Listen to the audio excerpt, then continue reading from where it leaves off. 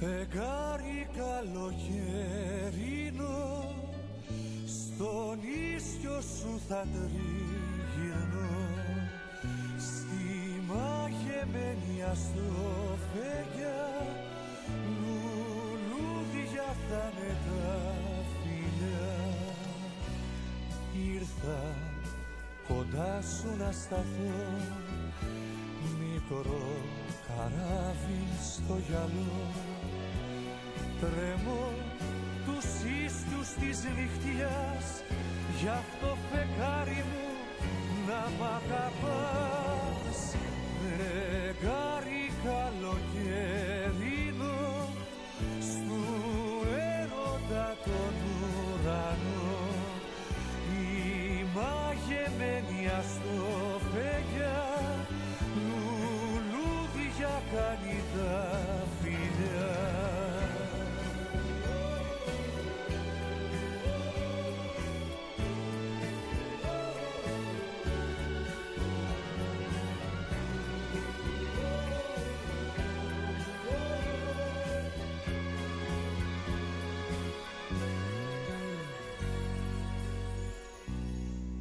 Κοίτα τον έρημο γυαλό, σου ψιθυρίζω, σ' αγαπώ.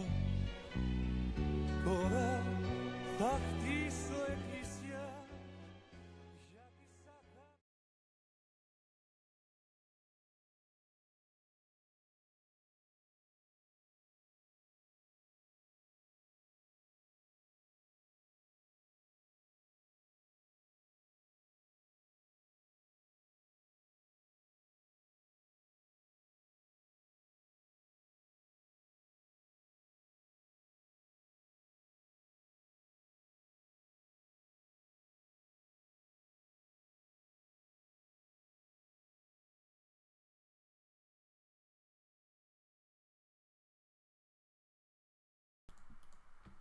Plugged in. Can you hear me? For some reason the microphone just didn't connect early on. Now it's looking like it's working. So good. The show has started down in Greece. I'm watching it now. We got Sakis and Elena sitting in a car watching Elena Paparizou's Memories of Eurovision. Sorry for missing the opening a little bit. I was running a little bit late. Sakis is watching himself jump off the little platform back in Eurovision 2009. So you can sync your stream next to mine. Hopefully, should work quite fine. She just said welcome to Athens. Elena, that is. Sakis jump scare. Yeah, we're here. Thank you everyone for tuning in tonight. It's the Ethnikós Telikós national final over in Greece. We got a taxi driver who looks very proud of himself for driving Elena and Sakis. I mean, who wouldn't be? And from what I've understood, there is a 2-hour, 45-minute show that we will watch tonight. And then right as the Greek national final ends, Spain will take over. So we're here for quite a long time. And cue the Eurovision jingle as Eurovision royalty enters the little arena. And I probably need to kind of emphasize the word little when it comes to the stage, it seems like. It's not too bad, actually. We got the red drapes all around as well. Very Twin Peaks vibes about this opening here. And look at that! A live orchestra! Not bad. Not bad. Happy vibes. Waterloo's gonna be performed first up. I'll be quiet.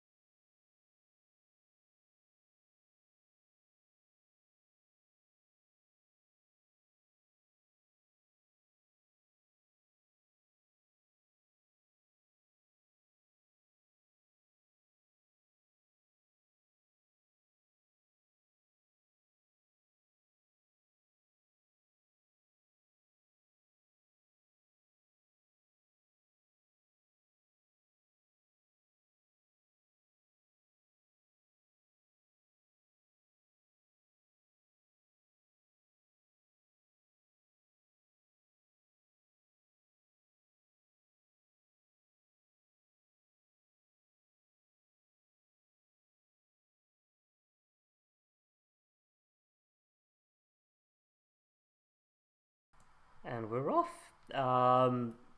Introducing the show with Waterloo, sung by Elena Paparizou and Sakis Rouvas. What a way to kick things off, isn't it? Very much within the lip sync territory as well. Now they're singing "Hold Me Now." Okay, I'll be quiet.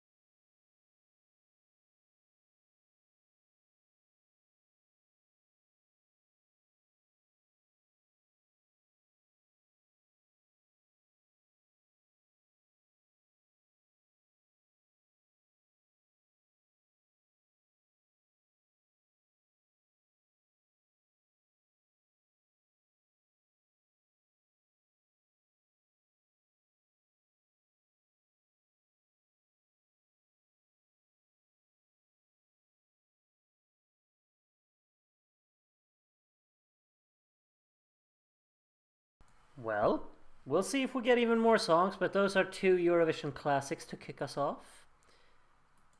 Um, are they gonna sing one more? It's kind of looking like it. There we go. Another one. What's this then? Okay, I approve. I approve.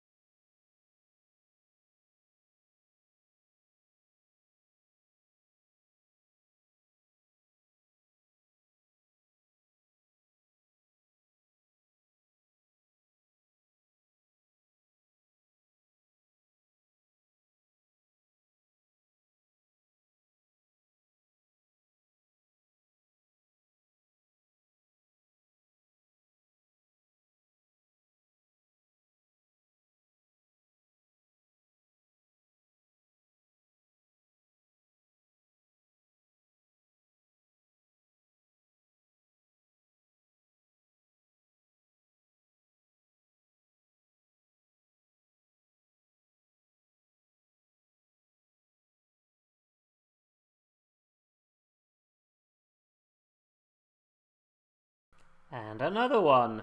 This is gonna be 20 minutes of openings, I suppose.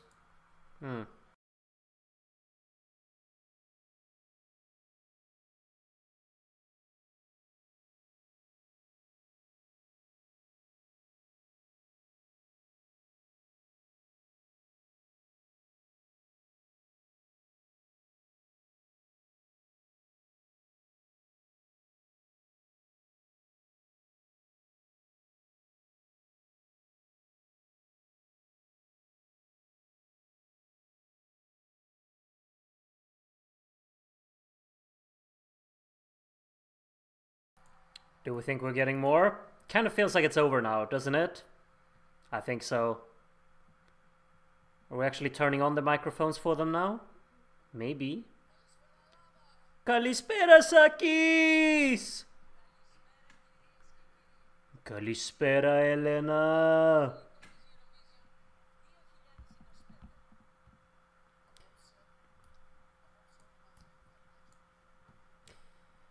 So we're just listening to a bunch of Eurovision royalty talking about what's gonna happen tonight. I can also tell you what's gonna happen tonight. We're gonna have a long stream. I hope you're prepared for that. I don't know if I am, if I'm completely honest. It's gonna be long. Stick around for as long as you want to. But I hope that you're excited to find out the 4th Eurovision song of 2025, because we're gonna get that tonight from the country of Greece. And also, let me know, who are you rooting for? At the moment, anyway. Like, before we've seen any of the performances live, what's the one that you're rooting for the most? I will be completely honest and say that I have not really revisited any of these songs since I listened to them for like when I made my tier list. Because, I mean, they're not on Spotify, and I listen to music on Spotify all the time. That's really my only source, really. But let me know what songs you're rooting for. Barbs, but it'll be Claudia, and Bas is rooting for Claudia, and David as well. Kosovo Steel Vision is rooting for Elevator, Up and Down. Interesting choice, for sure. Haven't heard any of the songs, so I'm very excited. That's a good way to approach it. Then everything can just be everything can't be a positive surprise. But I kind of miss going into something without knowing the songs, but I can't help myself. I have to listen to them. When they get revealed, I'm just like, okay, I gotta check them out. I can't help myself. Cheering for Nafsika or Konstantinos based off the studio versions. Yeah, Konstantinos and Kostas is definitely one of the ones that I'm looking forward to most. Same with Claudia, of course. Claudia is like the big fan favorite. I'm also looking forward to Barb's, I'll say. The running order is very, very strange, of course. As you can see down in this corner, all of the men are in the first 6 songs, and then it's just women at the end. It's very strange. I hope you're okay that I'm just talking over Sakis and Elena. I know we all love them, but I think that I can talk over them. 71 people have decided to tune into this. Cheers to all of you. I'm very, very grateful. Thank you so much. Hopefully you'll have a good night here with me and us.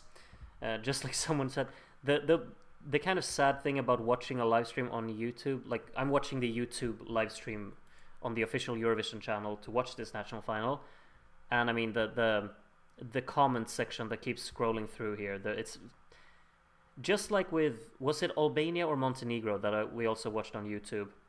There's a lot of negativity just rolling around in there. Yeah, I know, Bas, that it was selected randomly by lottery, but that's still like just how does that happen? It feels so strange. Only heard all of the songs once. I've heard them like 5 times each, but that was all in like within the same 3 or days or so, and then I haven't returned to them since then. They're not saying anything important. Let me actually see if I can understand anything here. Well, he just talked about Helena's song.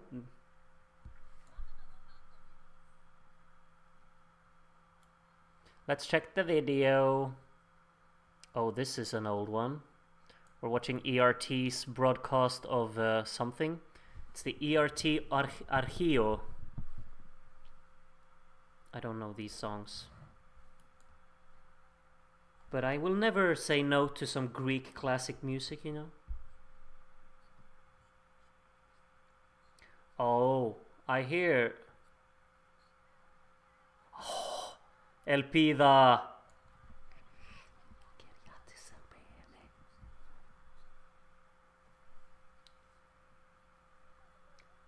Socrates superstar. Greek national finals of years past. I didn't know they actually had national finals. That's really cool. Do we think we can get some kind of what do you say?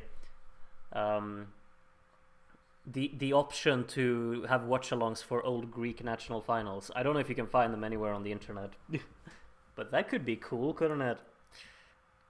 They're talking about how robbed he was in Group Division 2009. I'm sure. Oh, what is this now?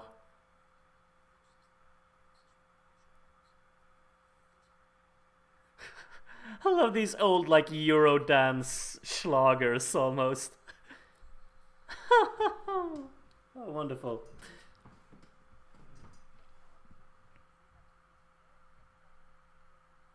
I wish I had a stronger association with all of this music.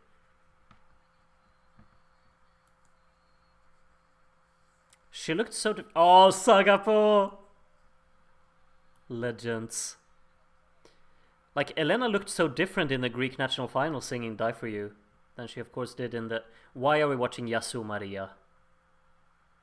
Turn it off. Thank you. I know that password. Hey! Oh, Lucas, my man. Bum, bum, bum. Oh, it's the mall. It's classic.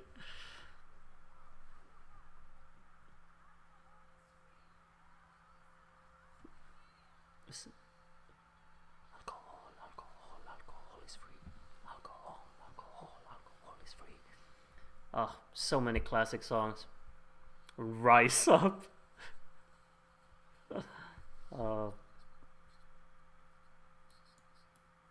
Did they stop doing national finals after 2014? It seems like it. Of course, we got some Sakis content here.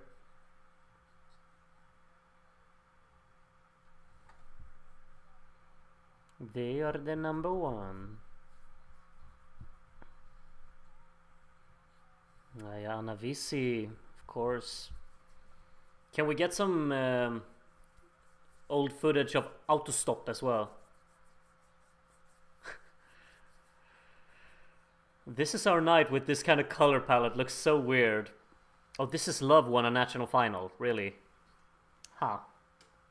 Interesting.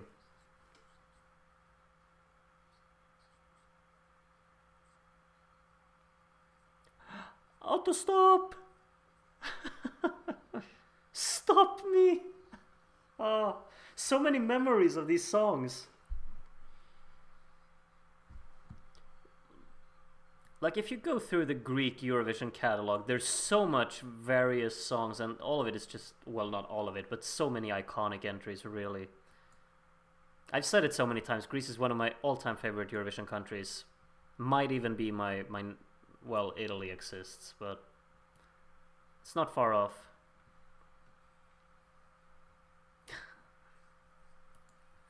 Oh, how charming. Alright, here's to making more fond memories from Greece. Do we get Clown? I did not see Clown. I'm sorry, Darren. Maybe that's your favorite. What do I know? We got some, what's it called? Mathema Solfège, though.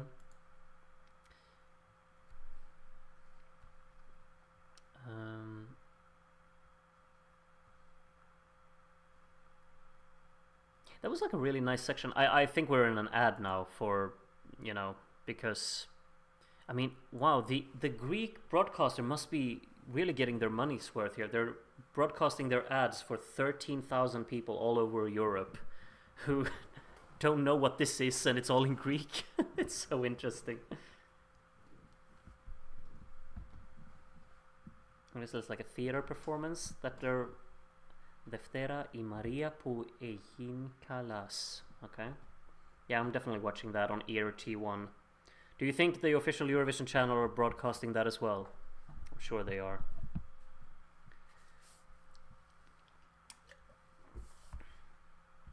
Euro jackpot.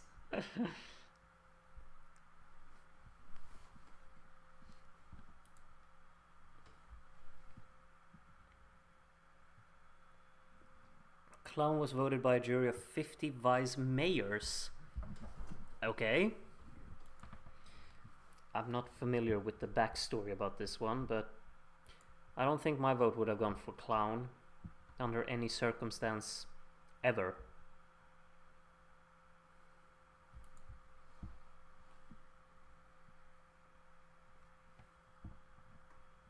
Wait, was that Sakis in the ad?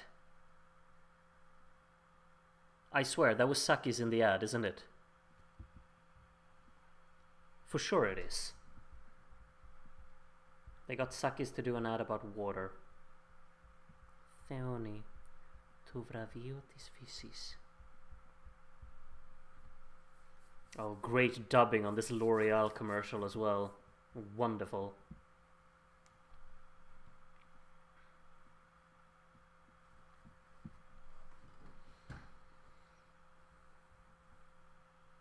It's kind of a long ad, isn't it? Like now I'm spoiled with watching Benidorm Fest 2 days ago because those ads were like 2 minutes long, and then it was back to the show. I feel like this is another Albania situation, maybe. I never thought I'd be watching Greek ads, but here we are. You've never been to vacation in Greece, Miguel? I've had my fair share of Greek ads.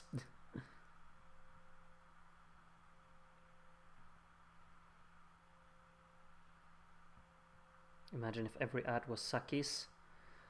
That would be something, for sure. Can't believe Aya Nation is missing this. I haven't seen her. Still not as bad as Malta. I didn't watch Malta's national final last year, I think. Or did I? I don't remember. Do they have a lot of ads? Don't they have like ads in the... Like... No, I don't know. But they have a bunch of brands in the show, don't they? Kahoot time? No, I don't dare throwing on a Kahoot now. I don't know how long these ads are.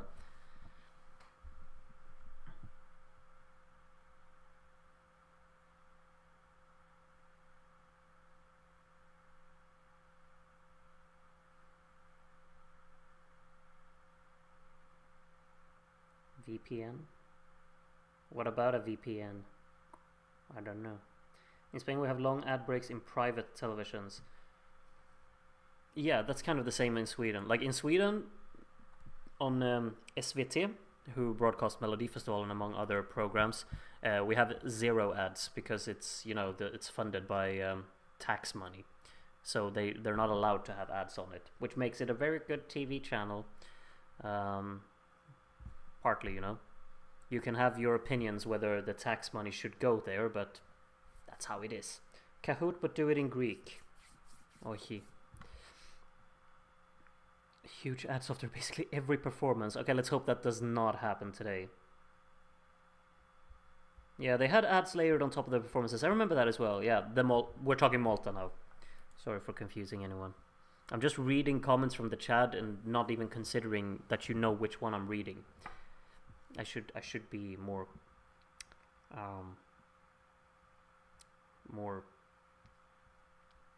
yes.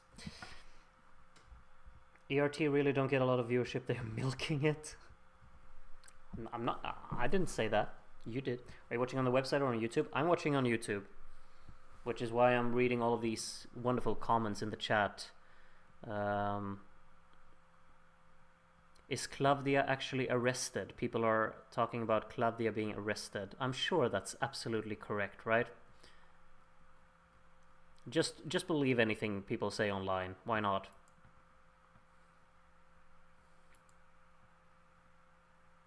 Guys, did you hear that Sakis Rouvas is actually my dad. Did you know that? I mean, I said it on the internet, so now it's true. YouTube stream looks like crap. I don't know about the website. It's not too bad. I'm not what do you say? I'm not that needy, I guess you'd say.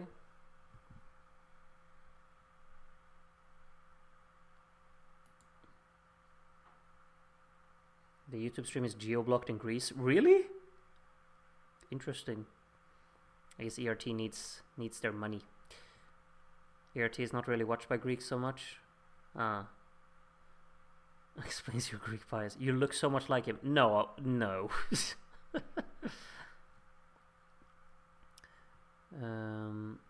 Groot, did you know about Festival OTI? It was like Eurovision but from America, with countries like Argentina, Mexico, etc., plus Spain and Portugal.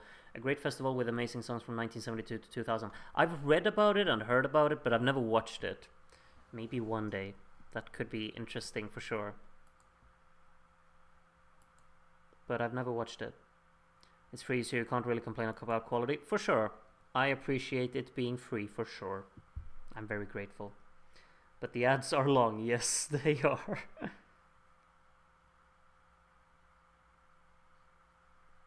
With how the end of season has been, I wouldn't be surprised if someone did get arrested right before their show. It could happen. I mean, wasn't there someone in San Remo who just withdrew because they have associations with the mafia or something? I read something about that. It might be incorrect. You know, I read it on the internet, so it could just be a bunch of lies as well. Okay, we're 28 minutes into the show, and we're yet to hear a song, but we've seen a lot of Helena and a lot of Sakis, so I'm not complaining, you know. Sakis definitely has a very nice bow tie put on tonight. Put a lot of work into that.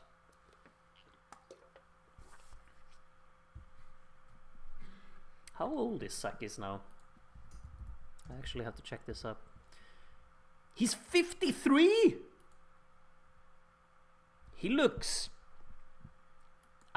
very, very in shape and very young looking for being 53. Martin Holmen. That was a very Swedish pronunciation, Elena.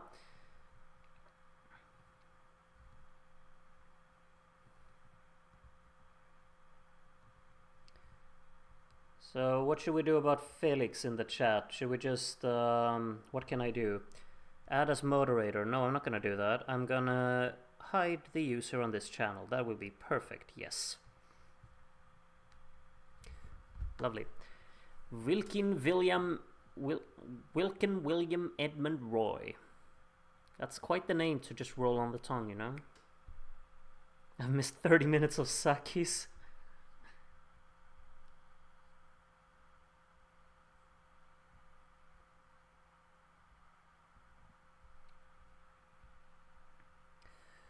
So I guess we got an international jury in this. And a Greek judge. Most British name ever. Perhaps. Tseni Melita. We have a lot of Greek jurors. How does the system work? I haven't read up. I should probably do that. While Sakis is just name dropping a bunch of Greek people, I'm gonna look up how the voting actually works in this. Oh, France picked their artist today, it looks like. I've missed that. Austria as well, apparently. So it's 50% public voting, 25% Greek jury, and 25% international jury. Okay. Makes sense. That makes sense. Oh, Michalis from 1998. Oh, I missed that. Was it actually? I mean, it says on the internet, so it's true. I believe the first part of the vote is 100% jury. Really? It didn't say on Eurovision World, but what do I know?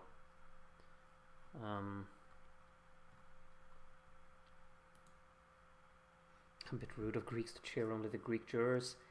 Nah.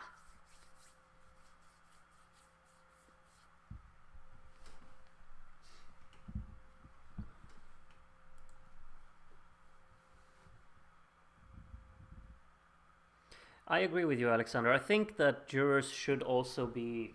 I think that like only having international jurors is kind of a meh concept. I think that you should have some jurors from your own country as well. That's kind of nice.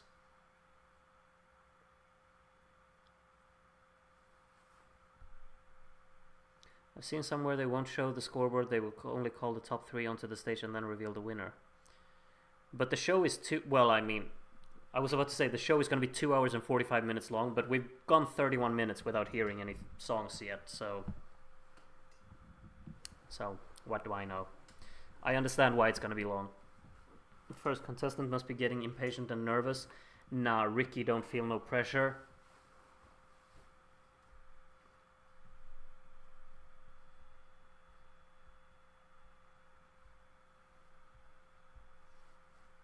Sakis was supposed to have been at the concert I went to in Amsterdam in December, but he withdrew. No, that's unfortunate. Aww. Imagine if he would have sung Disco Girl. I would have just fallen on the spot. Just like, oh, Sakis. You know. Money from SMS votes will go to charity, says Sakis. Nice. Lovely. I mean, that's where they should go, you know. If it's like ERT is not privately owned, is it? Is it government owned? I'm asking John F because he's Greek, so he can answer that. In Montenegro, it took 40 minutes to hear a song. Did it really? I don't remember waiting that long, but you're probably right. Like the only thing I have in my head is just how Benidorm Fest kind of worked, which was straight to the point, very, very fast paced, just no nonsense. Loved it. Really loved it. We would have already been halfway through the selection if it was Benidorm Fest right now.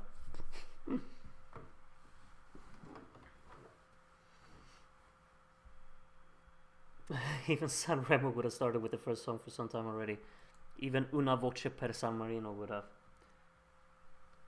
Yeah, RT is publicly funded. Well, we're getting some old music video clips of their old Eurovision songs. I do not mind. Mathema Solfège is of course a classic. Charlie Chaplin, another good one. I like these Greek songs from back in the day. The 70s entries are great. Socrati as well, of course. Let's give us Autostop next. There it is.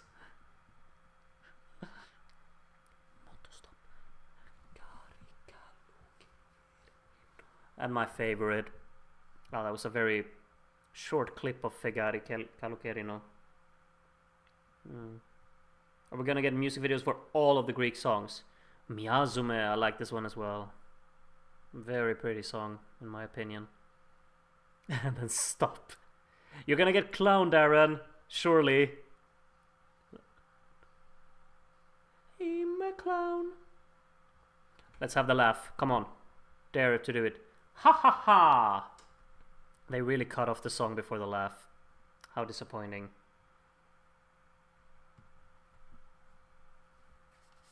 Horiskopo. I gotta say, that's one of the more forgettable Greek entries, isn't it? Iannixi, however. Stunning.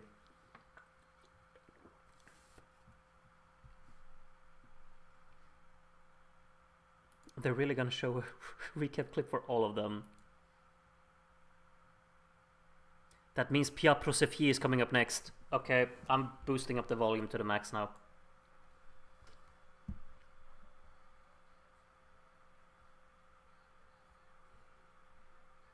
What's with this audio quality? Such a beautiful song though. Very short clip, terrible audio quality, but you know. And Chorepse. Good stuff.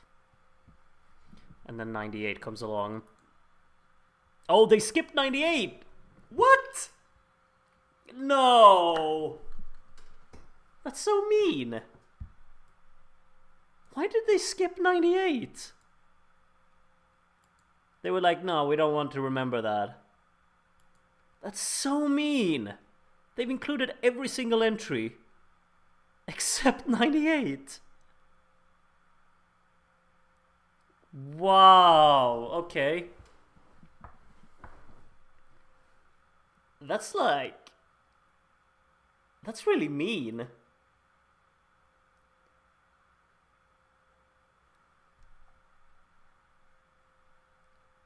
It's hilarious. I mean, it is kind of funny, but it's really sad and mean. I got no words for that.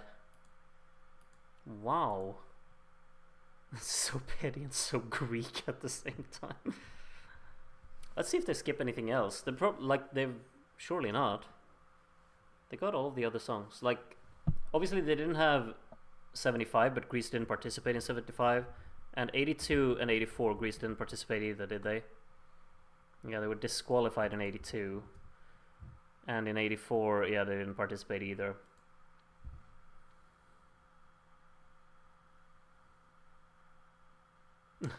People in the chat are getting very impatient. I mean, we're almost 40 minutes into the show. Nothing's happened yet.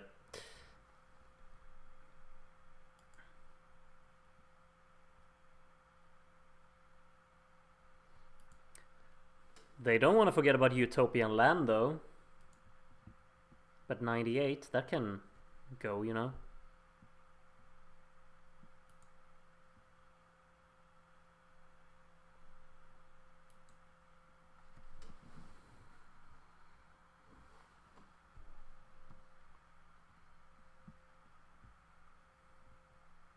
Oh, they skipped Supergirl. They skipped Supergirl. I mean, I don't mind, but... They skipped Supergirl as well. I guess because Eurovision didn't take place, but 98 doesn't make sense to skip.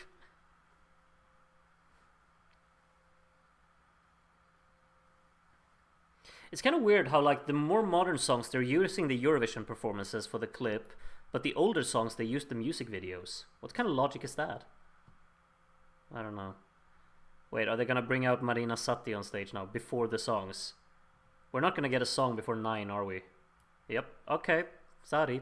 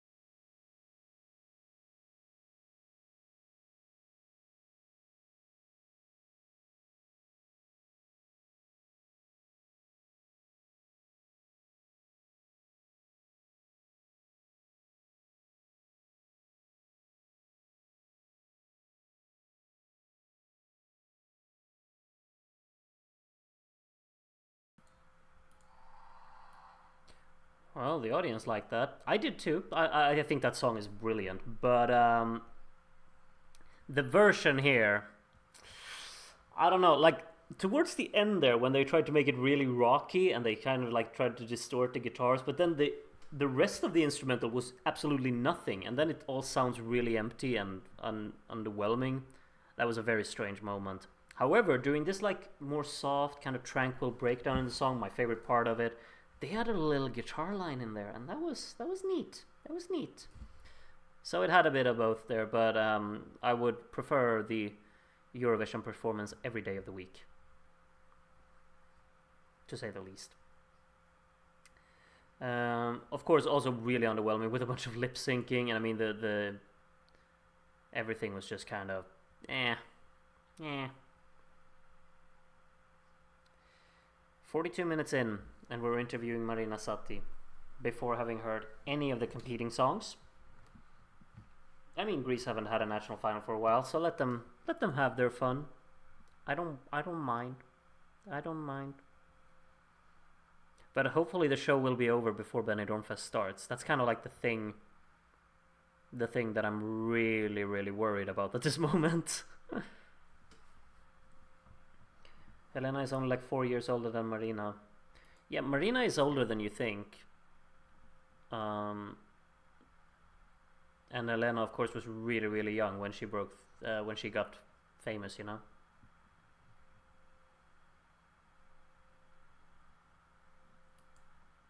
Couldn't even make it sound like it's live. Well, I don't think they even bothered. Okay, what's going on now? We got a Eurovision jingle. Can we get song number 1? I mean, the artists don't even have to show up for the show on time. Like, they could just show up now. We got another ad. Really? Really? Pame, guys. Pame. Yeah, I see. I know, Darren. Eurovision World says this is ending at 22:45. But at this rate, are we sure that it will, you know? Because this is getting kind of weird.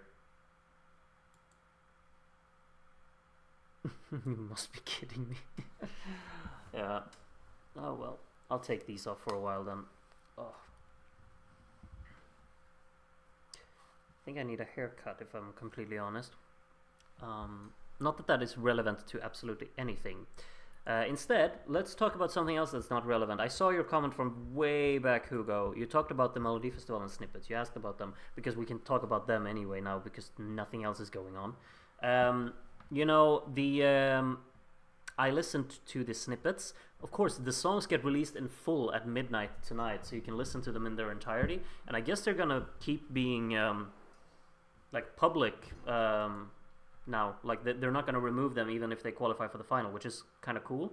And I listened to the snippets. I've listened to them plenty of times, and I know there is a lot. I've seen that there is so much negativity.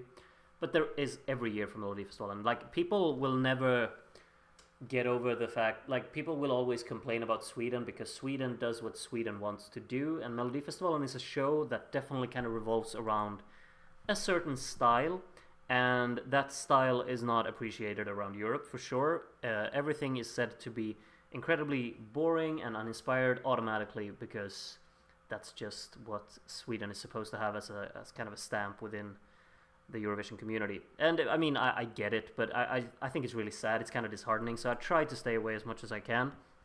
I personally kind of liked the snippets that I heard. I think that the snippet from the Jon Lundvik song sounds like a certain top 3 candidate in the final. I would be very, very surprised if that was not the case, in all honesty.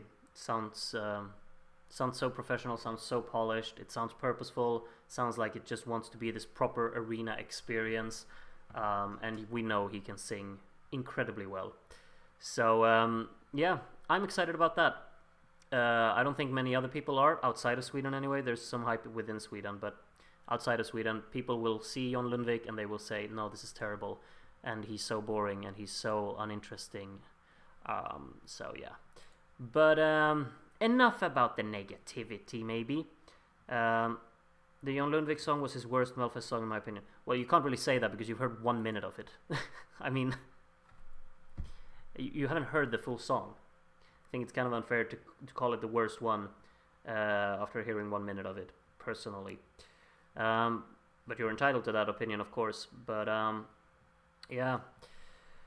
For me, I mean, the competition among his songs is pretty strong. I usually like his songs, but this one I feel it sounds great. My favorite snippet was Hush Hush. I've seen a lot of people get excited about that one. It's gonna be interesting because it sounds a lot like songs that used to be in Melodifestivalen maybe like 15 years ago in terms of their style. Like they're supposed to be a bit haha funny, but they're also supposed to be really catchy and upbeat and just, you know, kind of party starters. There was a song back in 2008 called Razborka that it reminds me of. Did you like Mon's snippet? I mean, he's not in this national final, so I'm not sure what you're talking about, George, but sure. It's kind of sad for Sweden to identify solely pop as their culture when literally everybody else identifies pop as either lack of culture or a foreign object compared to their own music culture. I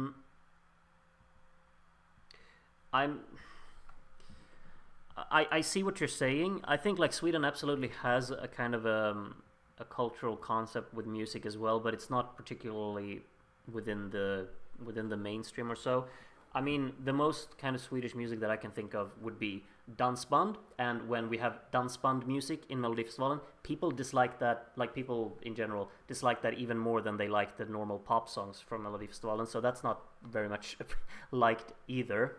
And then when, you know, Jon Henrik comes along, people say like, oh yes, send this because this is Swedish culture, when actually it's not Swedish culture, it's Sami culture. But, you know, I feel like I'm ranting now. Why am I ranting? I don't know. Should we stop talking about Sweden? Because I just get kind of frustrated and sad when I talk about what's going on with Melodifestivalen in general. Melodifestivalen doesn't need to last 6 weeks. It doesn't, but I'm really glad that it does. That's the thing.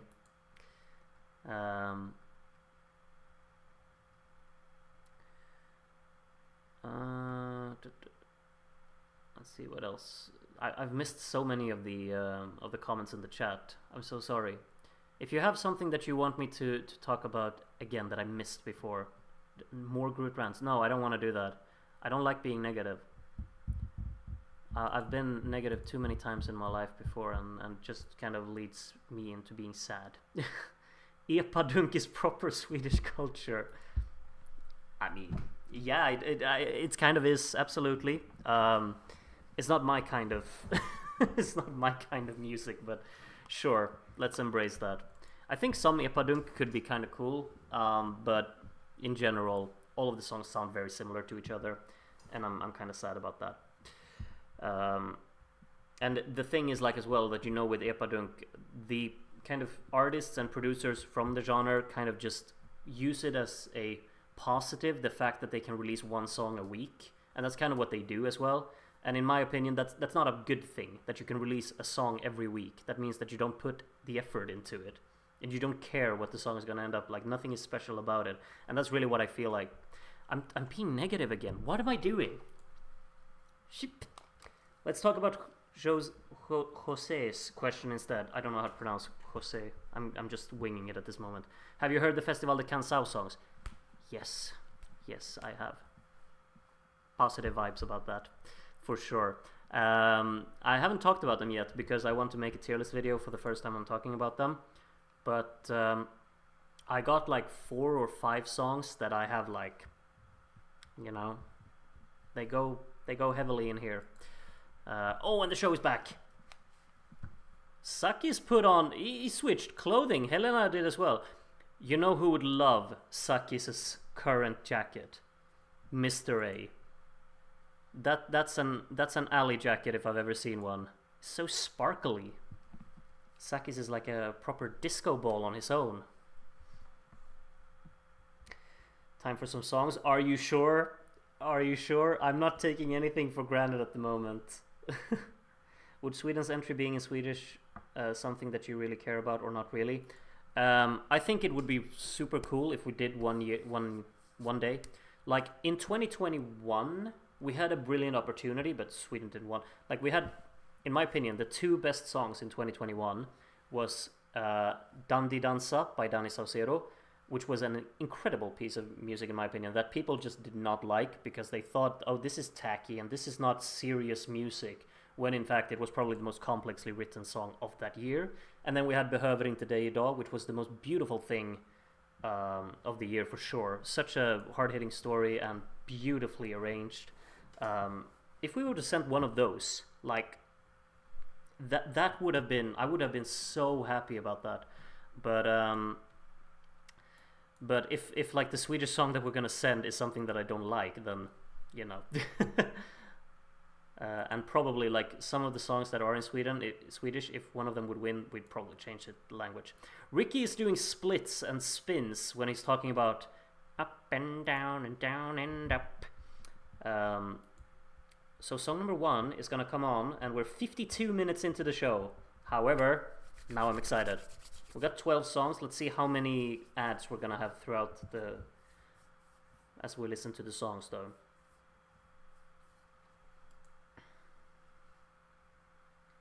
I agree with you, Fireburst. I don't think Voices was Voices got a lot of dislike, but it wasn't. I liked that one as well. It's just unfortunate that it beat two of my very, very big favorites. Anyway, Ricky, Elevator Up and Down. Let's go.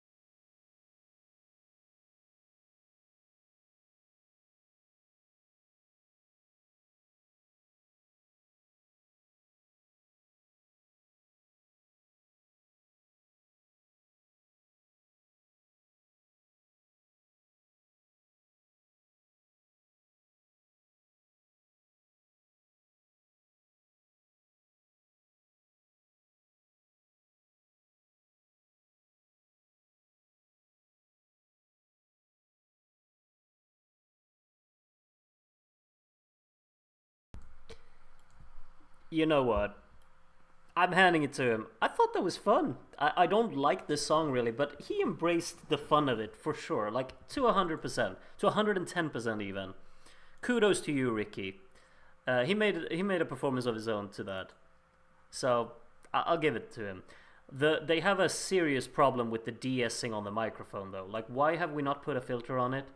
We don't want to hear all of the th and the th and the th. Why are we doing this? Someone wake up. Strong Moldova vibes. That's doesn't sound like a positive thing whatsoever. Thanos is up next here. He's very smiley. He's gonna sing Free Love. I will be honest and say that I've kind of not been able to really distinguish which song is which here from some of them. Like, I obviously know which song number 5 and song number 6 and song number 8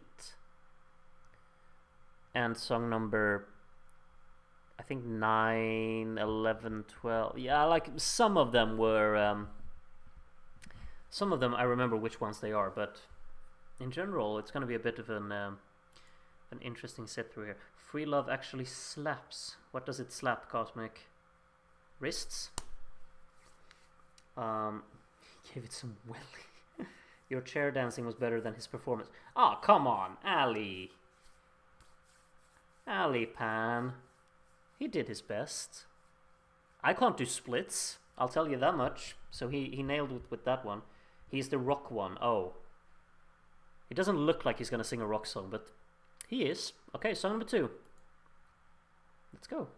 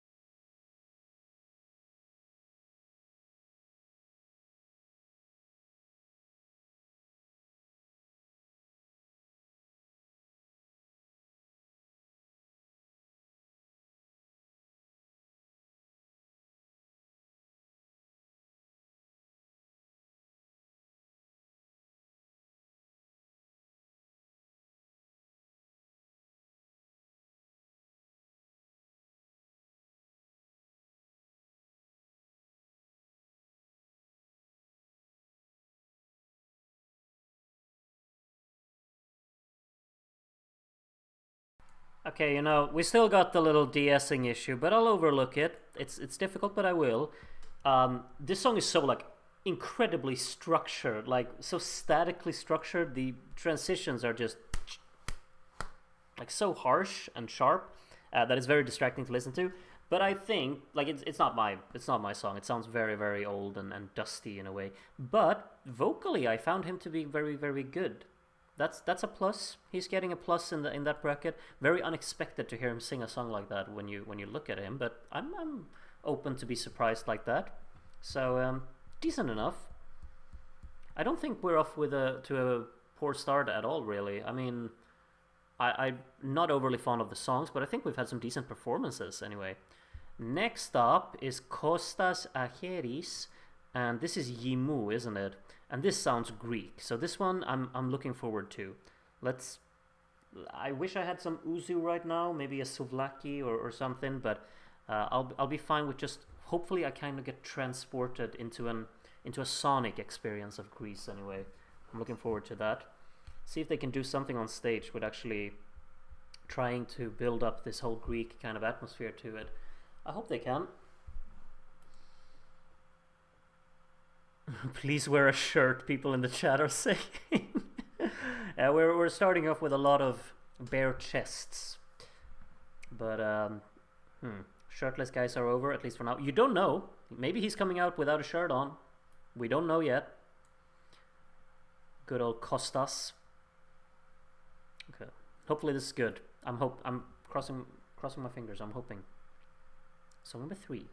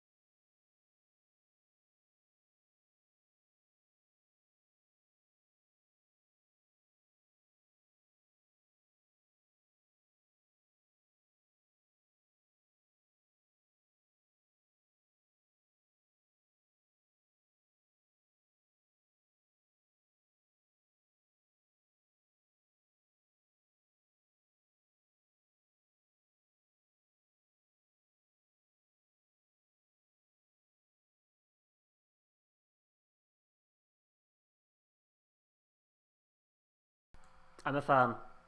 I mean, with this on this stage, everything looks a bit cheap, but I thought that was great. It looks amateur, yeah, but I think everything will on this stage, to be completely honest. And they haven't invested in the performances that much, but conceptually, a lot of good stuff in there. This could be good, you know. I was hooked by it. Yeah, and it came together really nice at the end as well. Maybe I'm just biased because of the whole Greek vibe of the song, of course, but I liked it. I thought it was good. I thought it was pretty damn good. Next up is Lost My Way. This song is not for me. Not for me. I did not expect him to look like that, though. I thought it was gonna be someone I don't know. I don't know what I expected really. What am I talking about? Lost My Way anyway by Andy Nicholas. And this one I'm gonna struggle with a little bit. I'll be honest. Kind of also feel like I wanna adjust the brightness a little bit in here. I feel like can I actually do this? Sorry for doing this in the middle of Andy's little talk here, but I'll adjust this a little bit. Sorry about that. What should we do? It's kind of the same, isn't it? Crude. It is expected to be heavily changed. Which one? Oh, this song has been revamped and improved. Okay. Okay. Interesting.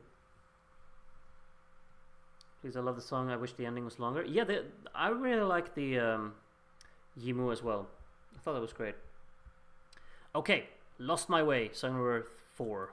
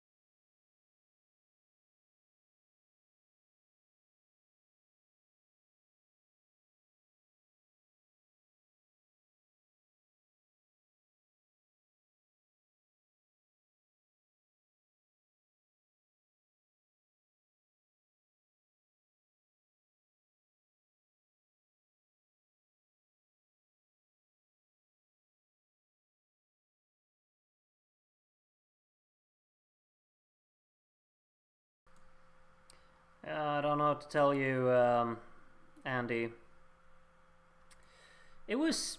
I like the presentation kind of worked. I thought that opening was kind of cool with like with the darkness and him sitting at the piano and the dancers looking very, static and whatnot. But the song is ultimately about as interesting as a blank white piece of paper, and that's kind of where the entire thing kind of just falls flat on its face. Um, yeah, I'm not so sure. I mean, it wasn't the worst thing I've heard, absolutely not. But it was just kind of like, okay, that was there. I kind of like the concept, like for the performance. It felt like they had an ambition with it. Whether that ambition succeeded or not, I'm not so sure. But yeah. Next up is, of course, the one of the big fan favorites, if anything. It's Asteromata. Um, and yeah, this one's going to be interesting, of course, to see how it will look and sound live. I've got a lot of people coming at me when I made my tier list video on the Greece national final because they thought I was really harsh on this song. I mean, I still placed it in the B tier, but me critiquing the production wasn't something that a lot of people really wanted to hear. So I'll be quiet about that part today. I'll just focus on the performance. I'll focus on the song that I'm hearing, and hopefully it will be the greatest thing since sliced bread, or greatest thing since when was the last time Greece had a really good Eurovision song? Well, last year. Anyway, this song is made by Arcade and Claudia herself, and it's song number 5. Hopefully it's good.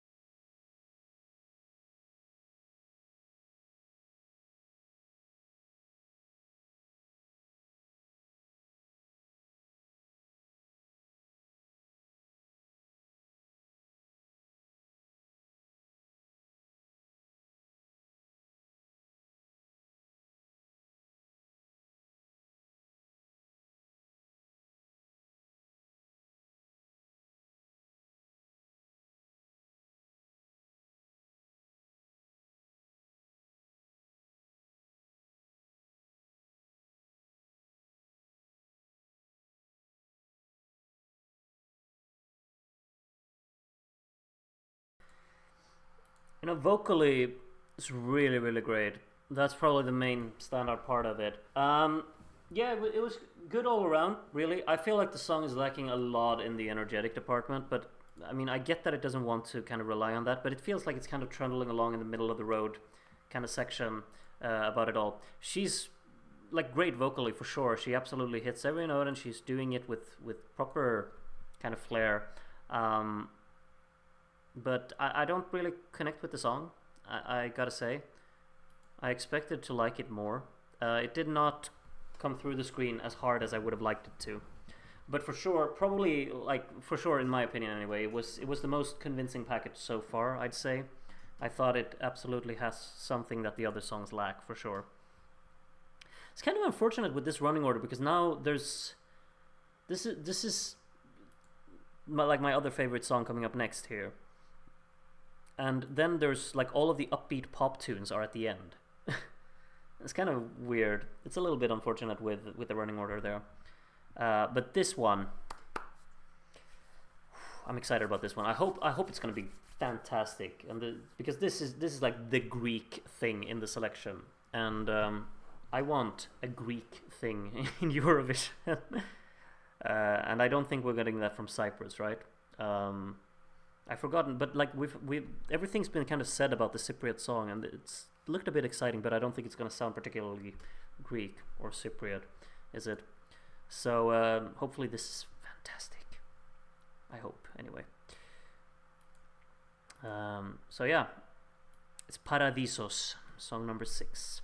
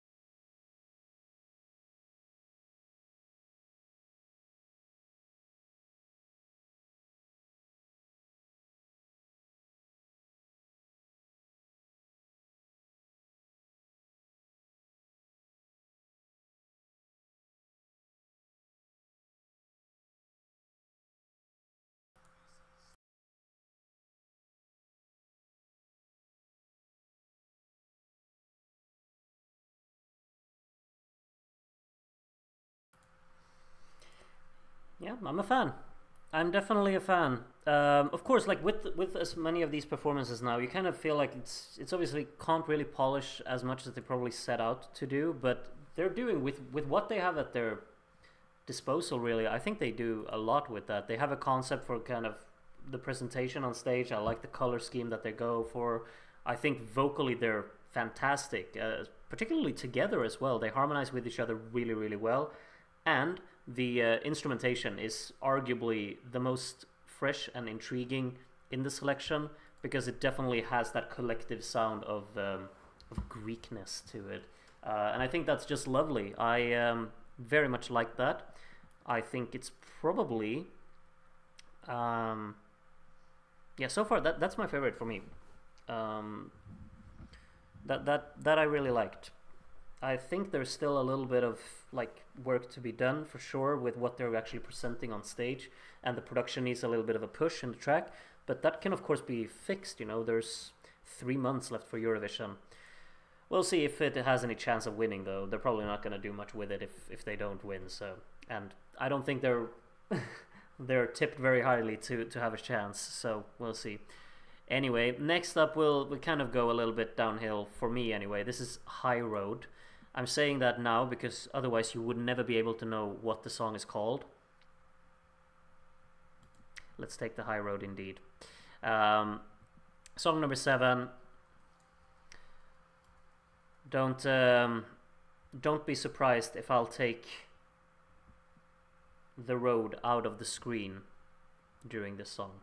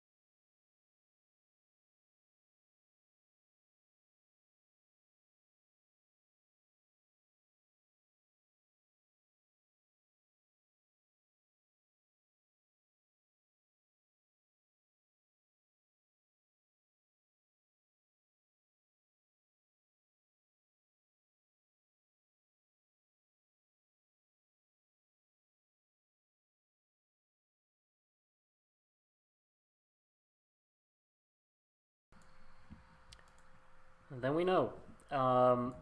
You know, the music's kind of cool at times, and vocally they were great. But the song that they have, I like it can't. Surely they're not serious with that, are they? Is that actually a serious effort? And the producers who just picked like the songs to compete, they were like, oh yeah, that one, that's the one, that's the one, that's the ticket. Let's send that to Basel. Why not?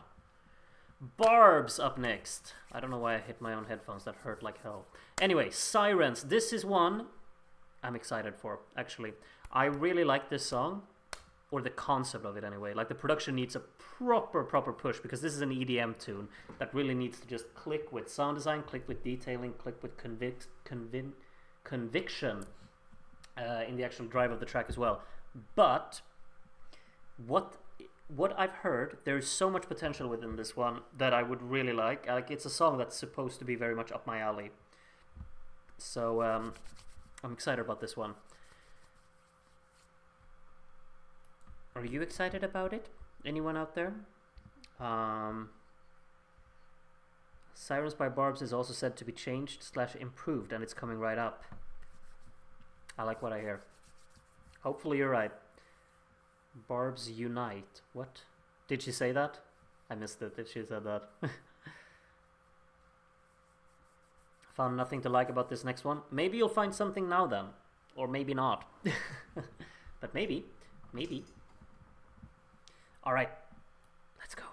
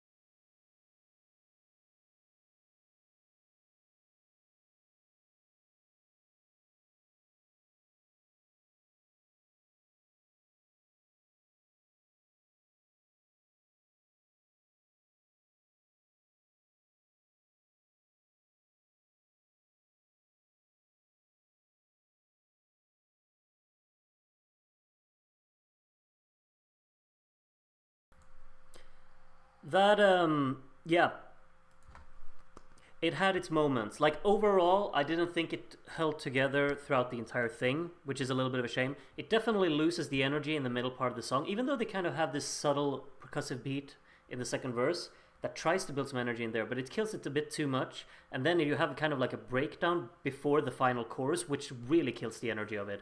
But overall, the song definitely has moments that you just feel like, wow, these are like proper hard hitting. I think the opening is super stunning. It has a lot of tension in there that just builds and builds. They play around with darkness a lot in the staging as well, which has potential, I'd say. The choruses need a little bit of an emphasis in them, I'd say, and also really just tie the song together as a whole. But overall, that has the most promise so far, in my opinion anyway. I thought that was really, really great. I'm very, very fond of what I just heard, and I'm excited to see if that will actually, hit, because I think it really deserves some kind of praise for the ambition there, and I think it's actually a really good song.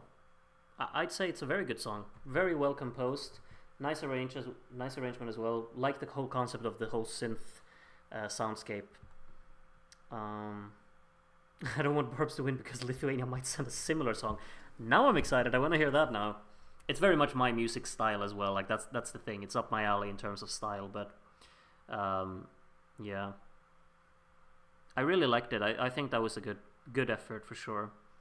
And I'd like to see what they'd be able to do if they really enhanced the staging concept and really made it superior. I thought she sounded great as well. That's the thing. Okay, Vale up next. This is of course another of the fan favorites here by Evangelia. So let's see if it lives up to the hype. Song number 9.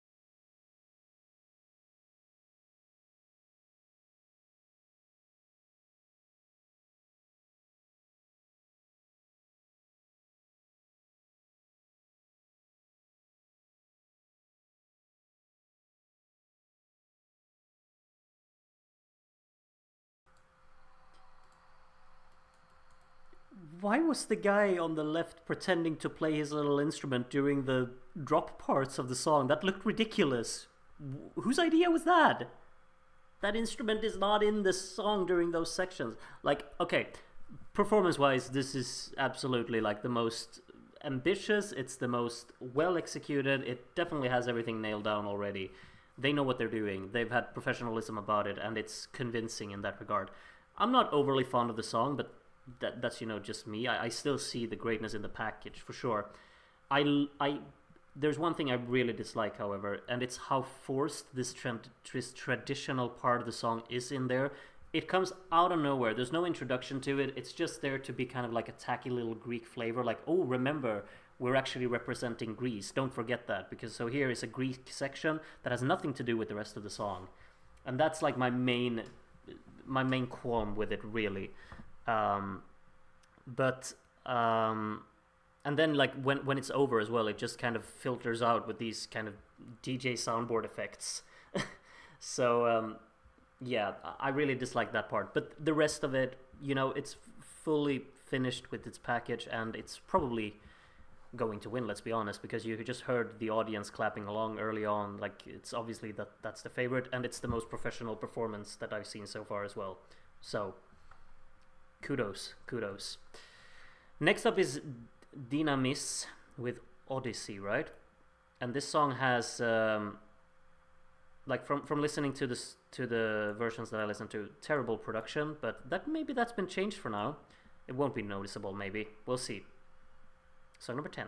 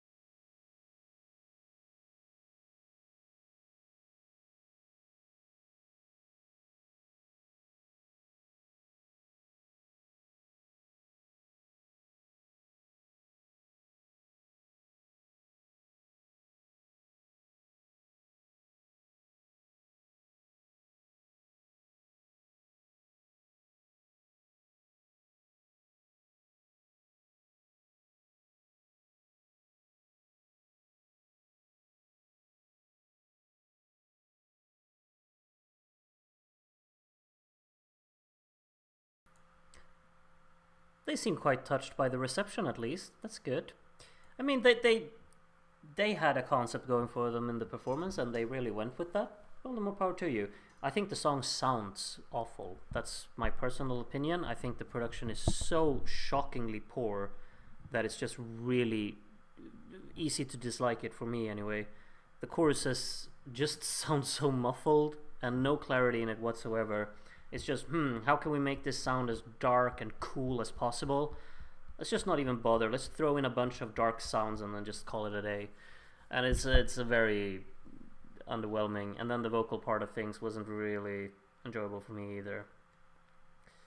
Brute, apparently you didn't get the memo. This is a naked torso night. Yeah, apparently. At least for the men. Let's say that much. I think the only... No, wait, there have been a few men who have not been shirtless, but still, you know. I feel like that everyone on that stage would have bullied me in school. That kind of gave that vibe, didn't it? That's an awful thing to say, really, like, but like they're probably lovely people, but you really got that vibe from the whole performance, didn't you? Yeah. Okay, Unhurt Me is the penultimate song. This one is by Nafsika. And if I remember correctly, this was the song that got like, what do you say? It was originally not supposed to be in the selection, but then it got like, someone else got disqualified or something, I guess. But, and she's here. let's see. Hopefully it's good.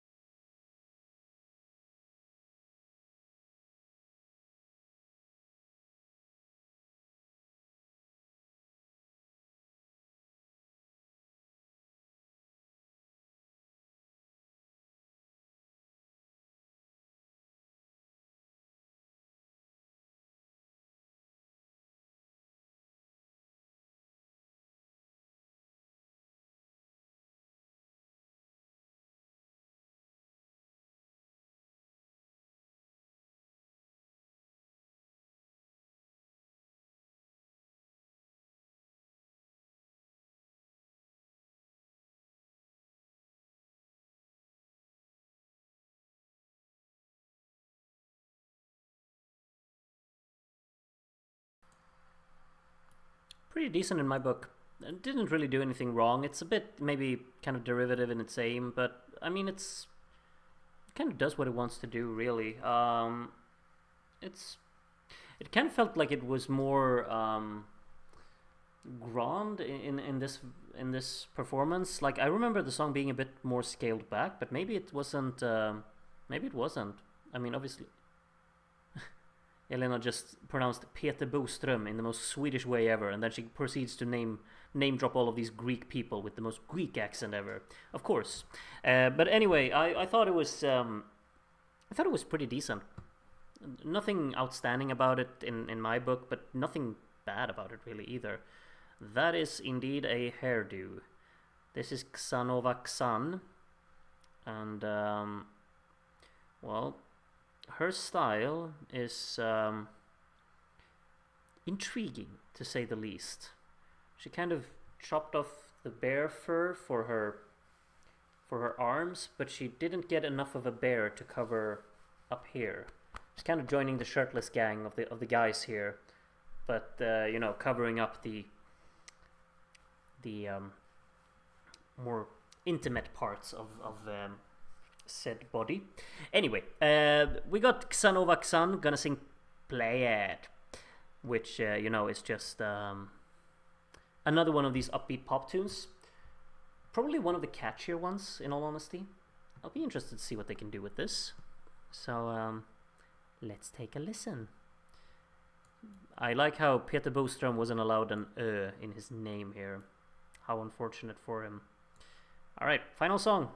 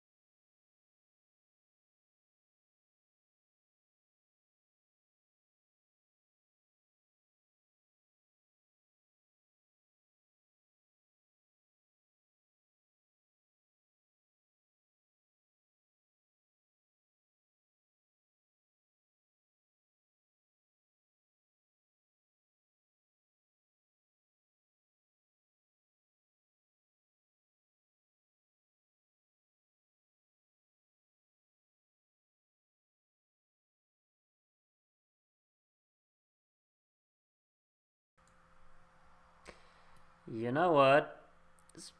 Would anyone like disagree with me if I said that was the greatest vocal performance of the night? Because I definitely say it is. She's a wonderful singer. I did not really care for when she said, "Play it like a drum, say pane," because those parts are just like so low in energy. Like they don't really provide anything. Those parts should be more kind of explosive and just in your face. Like the chorus kind of becomes underwhelming because of the vocal input during it. Would have even been better like without it, because they feel so lazy in that aspect. And when you compare that to the amount of just vocal showcasing she did throughout the rest of the song, that feels a bit unfortunate. The verses and particularly like the bridges, you were just like, wow, she can sing. She really carries this. And I think it was one of the better performances as well. Like had a bit of motion to it. It's definitely stuck in here. I think that should be a contender. In a fair world, I think it should be. Overall, I don't know what to say like about the selection as a whole. It's not the best selection I've come across so far this national final season, but it had its moments for sure. I think that some of these songs have great potential for Eurovision. Some of them don't really, but of the three English language girl bops, I'd rather that than the cheap football chant or the high school bullies. Are we not classifying Sirens as a girl bop then? I don't know. I'm probably expecting Vale to win though, just for the fact like the audience was clapping along early in the voting. How do you vote? Well, you got the telephone numbers on screen. You gotta send an SMS to 54222 of the number of the song you want to vote for. Or do you mean in our version of the voting? Darren will absolutely post the link to that, I'm sure, on Discord, so you can get your votes in. I'm guessing we're going to get a recap pretty soon. It is low budget, but it is what it is. Yeah, I mean, all the more power to them. Like, the fact that they're actually hosting a national final, it's just exciting for all of us. And I love, one thing I love, like Greece, Sagapo, because you host it on a Thursday. It's not what did you say? It's not clashing with another national final, and the one that it's clashing with is the second semifinal of Benidorm Fest, and Benidorm Fest starts at midnight anyway, almost. So thank you, Greece, for doing this. It says there is international voting. Is it really? I don't know anything about that. Voting link ready to go? Then I would say post it, because might as well, I'd say. Or do you want me to do it? I feel kind of spoiled having you do it for me, Darren, but it would be very kind if you did it. Don't think I'm going to vote in this one. I only heard 2 songs and that's not enough to vote on. However, the thing is that we won't reveal the results of this national final tonight. That's the thing, because Benidorm Fest starts right as this Watchalong is done. So we'll have to announce the results at a different time. So that means that you can vote after the show as well. You can catch up tomorrow and send your votes in tomorrow. That works as well. So do that. If you missed part of the show, you can still like rewatch it at a later time and then submit your votes afterwards. So do that. I suggest it.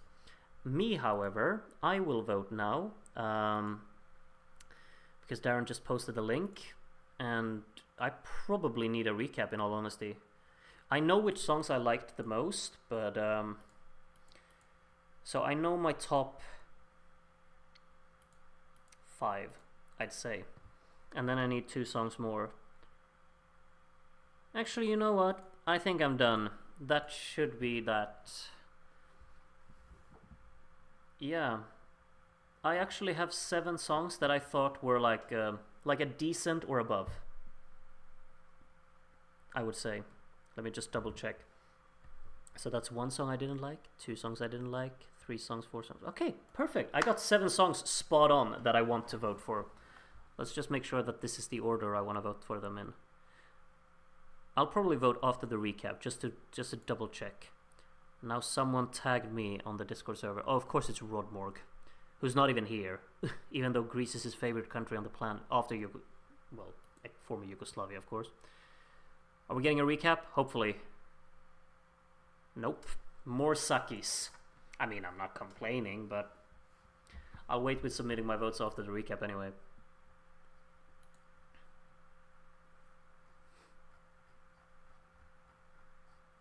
It's between Claudia, Barbs, and Evangelia. Are you sure, like, I'm not sure if Barbs is actually a contender. I'd love for that to be the case, but I doubt she is. Is it a recap now? Recap now? Maybe? Maybe? Nope. Oh, I love this kind of music. Like this really old, traditional Greek music. I have a playlist just packed with music like that. Oh, it's more ads. Okay, it's an ad break.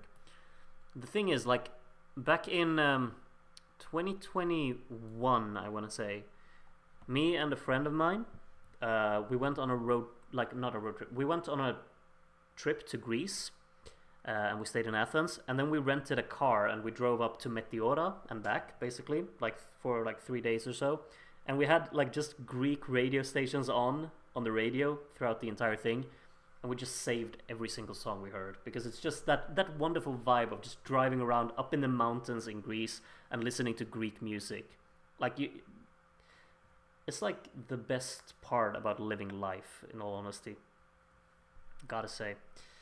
Usain Bolt in a Greek ad, I didn't even notice. I'm not watching the ads. I think though, however, this is a perfect time for me to go get a refill on my drink, because I finished my drink and I still have to be up for what, 3 more hours minimum. You know me, I need to drink a lot of energy drinks. So I'll be right back. I'm just gonna get another one. See you very, very soon.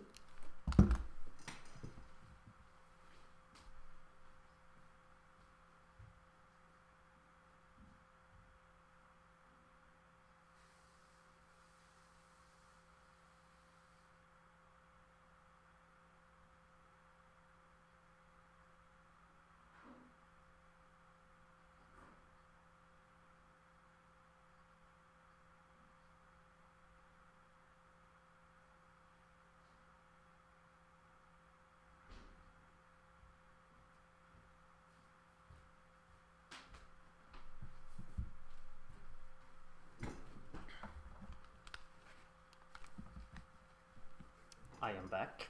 I also got myself a clementine because I felt like it. Do you have any snacks with you right now? Any fruits or anything more, maybe less healthy? What do I know? Share your preferred snack choice. I don't have any carrots, so it's gonna be a clementine today. And that's probably pretty good, because a clementine is much more quiet to eat than carrots. I always feel a bit guilty eating carrots in the stream because they're loud. The order / placings of my 2 big guilty pleasures changed. Like, I understand the whole concept of a guilty pleasure, but I feel like always in my head, I'm not really guilty about liking something, so I never want to say that I have a guilty pleasure, because I don't want to feel guilty about what I like. Had a hot chocolate. Ooh, that sounds good now, actually. But I'm going energy drink because I gotta stay up for such a long time. Got some chocolate in my work bag. Bring it out, David. Still orange color, so close enough. Yeah, I mean, orange is kind of my thing, you know. I feel like maybe this clementine is a bit old, though. It looks a bit green on it at its places. Maybe I shouldn't eat it then. But that's a problem for tomorrow, maybe. No snacks, just some Italian red. Ooh, Alipan, the life, what do you call it? Livsnjutare. What's that called in English? Someone who's Swedish and is better at English than I am, or at least knows their words in their head when they think about them. What's livsnjutare in English? Oh, that's a good clementine, really. Wow. I enjoy everything I enjoy without any shame or guilt. My guy. I started eating carrots as a snack because of you. What an honor. Hopefully you're liking it. Livsnjutare, hard to translate. Yeah, I think so as well. Like, there's no word. Yeah, life enjoyer, but there's no word like that in English, I think.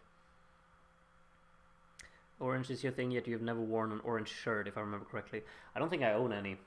Orange is kind of a strange color for clothes, isn't it?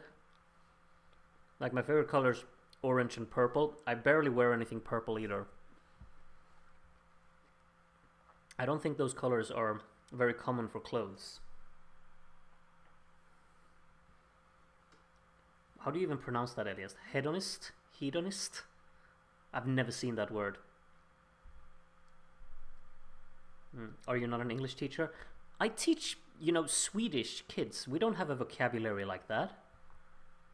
I mean, we're not teaching cat and dog, but you know. Oh, recap instantly. Okay, I'll shut up.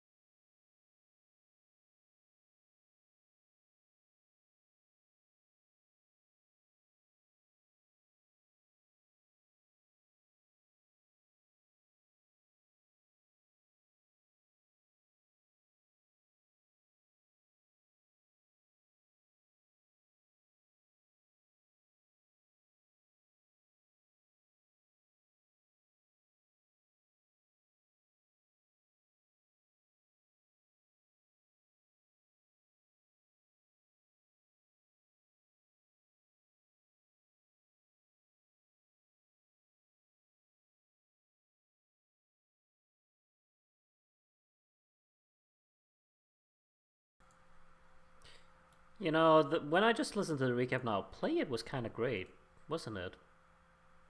I'm No, I'm not gonna change anything. I'm gonna go for what I've got here, I think. There we go. It's also the easiest -3 I've ever given in my entire life, for sure.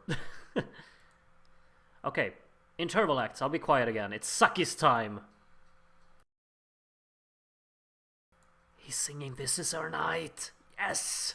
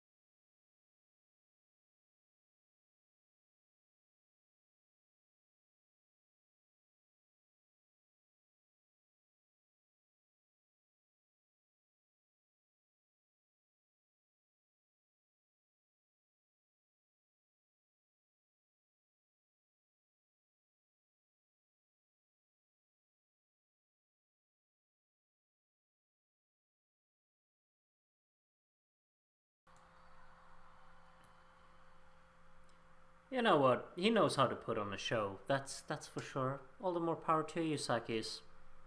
I don't know how he's managed to stay so fit when he's 53, but you know, well done. Kind of unfortunate for him that his pedestal wasn't able to rise here in the national final. We really have another recap already, and it's in reversed order. All right, I'll be quiet.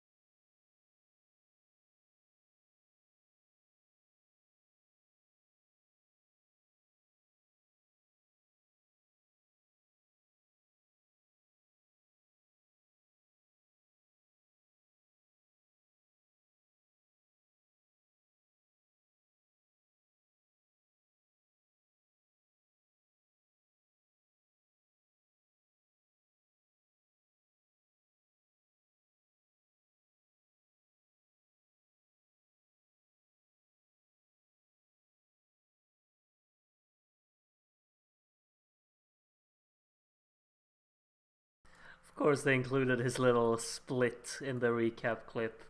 How charming. That was the second time we saw the recap. Someone new is on stage. Kalispera. Who is this now? She's talking about the songs. That's not Helena and Sakis.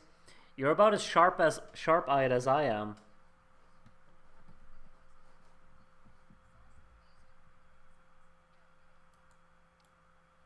So basically, what's being said, not by her, in general, we got 30 minutes left of this show, and we're gonna get some results. I really hope they stay on time with that, because Benidorm Fest, I'm not missing the opening of Benidorm Fest. There's no way. At least I don't want to. Like, obviously I have to miss it if the results are this close and they're just about to reveal who's gonna win. But I think like we need to get going here. We got some 2006 flashbacks here. How do they manage to mess up the visual quality of this so badly? Do they not know about Svensk TV?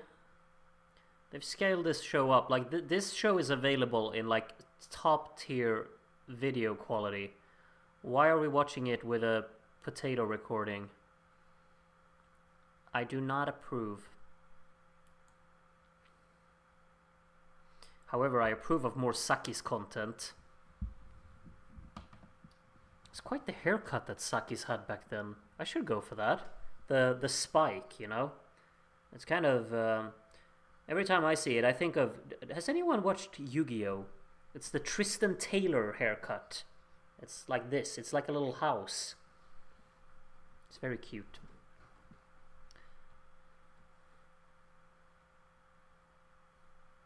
It's from ERT's archives. I mean... Surely they could replace that with the content that's actually out there, you know, that's far superior. But that's just my thoughts. Oh, Mambo, what a banger. This song was so big in Sweden, like, I don't think you understand. I heard this all the time as a kid. Groot live in 30 minutes. Indeed. I hope, anyway. Maybe no one told ERT. Maybe.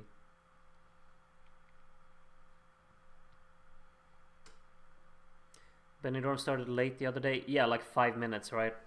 It wasn't that late. High Road, Unhurt Me, Lost My Way, and Odyssey should have been cut from this NF and make it 8 songs. I don't really mind it being 12 songs. And the fact is, like, I really appreciate one thing, and that was when the first song started, it was just non-stop songs until the last one had performed. No ads in the middle or anything like that. It was just... I would really like I really liked that kind of concept about it as well.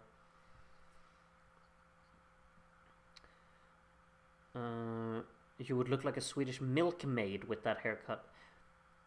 That's... I mean, that sounds ideal.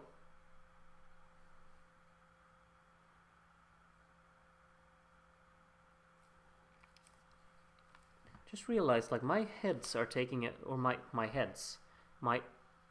ears have been taking a beating throughout this show. There's something about the audio that's really off. It's not like audible when you just listen to the show, but I've noticed the difference in my headphones. My ears start to kind of hurt a little bit. There's something about the audio. They say I lost my way, never lost my way or not. Those can't be their actual lyrics, surely. Surely not. Those are, well, I don't know what to tell you. Did he lose his way or did he not? I don't understand. Get the Nana Muscuri haircut. Nah. Anyway, I think Elena Paparizou is on stage and a lot of yellow smoke. So this will be interesting. I'll be quiet.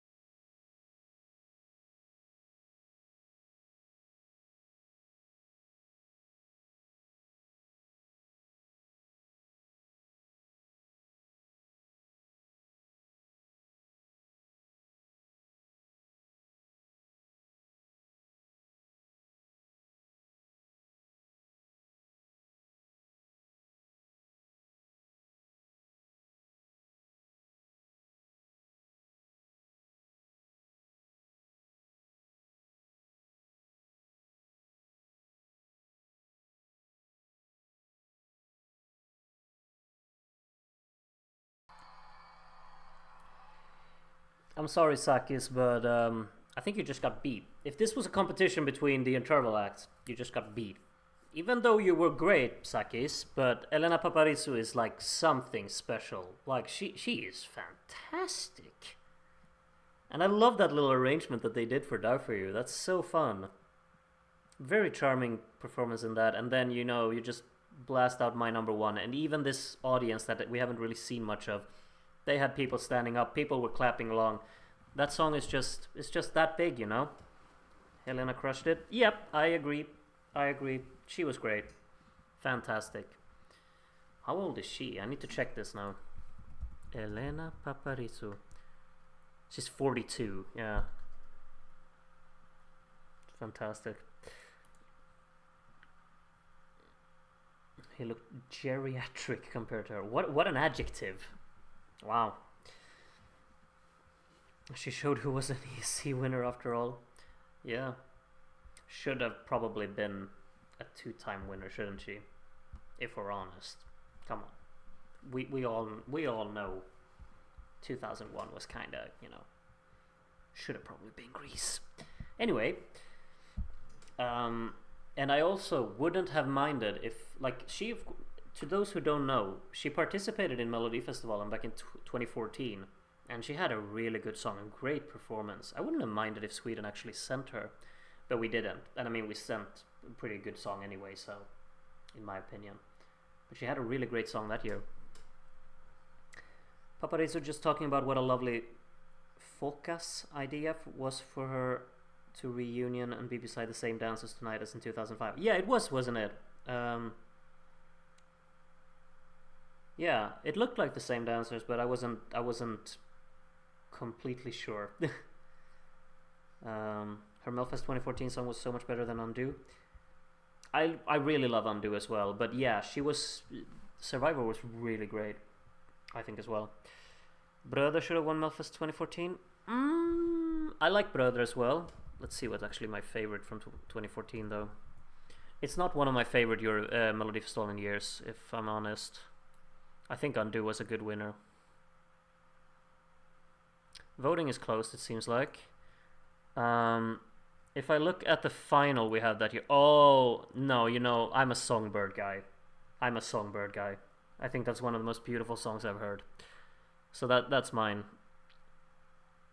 But I'd probably... Yeah, after that, it's Undo and Survivor for me. There was a disco song in the early 80s called Elevator, and I think Ricky must have had some inspiration from it. Does it sound similar? Oh, Set Yourself Free was in 2014. You're right, Hugo. That was good. But they didn't go through. But that was good. I like that one as well.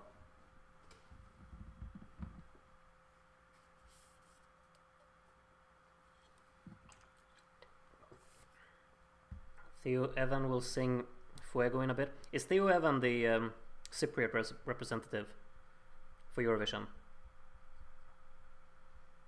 So wait, he's gonna sing Fuego after the break. So we'll have a break. He's gonna sing, and then results. How are we on time? It's 19 minutes until the show is supposed to be over,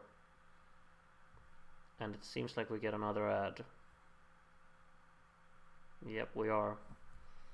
I'll take these off then, because my ears are really starting to hurt a little bit from sitting like this. I'll just put it on like that. I hated that Survivor and Outrigger was in the same duel in Andra Chansen in 2014. I wonder both in the final. Yeah, Outrigger were great. Echo, I really like that one as well. Were they in the same duel? Now, since we're on an ad anyway, I'm doing a Melodifestivalen 2014 deep dive right now. Let's take a look at their heats. I mean, Survivor shouldn't even have been in the second chance round. What's that? Okay, yeah, Songbird was in its heat. The first heat of Melodifestivalen 2014 is a good one. I'd honestly kick out Yohio from the final of those qualifiers, but he was never going to miss out after the success in 2013, of course. But Songbird and Survivor should have made the final there, and Bröder is great as well. So Bröder and Yohio could go to the second chance, in my opinion, in that one. What about Outrigger? Where were they? They were in the third semifinal. Yeah, they should have gone to the final. Oscar Sia, the song he had in 2014. Big no-no from me anyway. Outrigger should have gone directly to the final in that one, for sure. What a bad heat. Wow, yeah, that was not good. That was not good. And the fourth heat is terrible. Oh my. Melody Festival in 2014, not my year. Like, the fourth heat is just... Poof. No. Worst case of two bangers in the same Andra Chansen duel is Behöver inte dig idag versus Rena Rama Ding Dong. I agree. That was like heartbreaking to see. Why would they pair those two up? Out of everything they could pair up, they had to pick those two. Really, really unfortunate. What do you think of Busy Doing Nothing? I kind of like the phenomenon of it, but it's not a song that I ever seek out to listen to. Never. I think it's just not my kind of music. It's very shouty and to an excessive amount for me. I understand why people like it, and I understand why it became a hit. I really like the whole concept of it being a phenomenon, like something coming out of nowhere. No one really knew what to expect from it, and then people just rallying about it and thinking it was great fun. So all the more power to that. I never listened to it on my own though. So yeah. Don't be surprised if they just announce the winner. There might not be a voting sequence. At this point I kind of prefer that because I want the show to end on time. We are Greeks, we can do everything. Yep. Sure thing.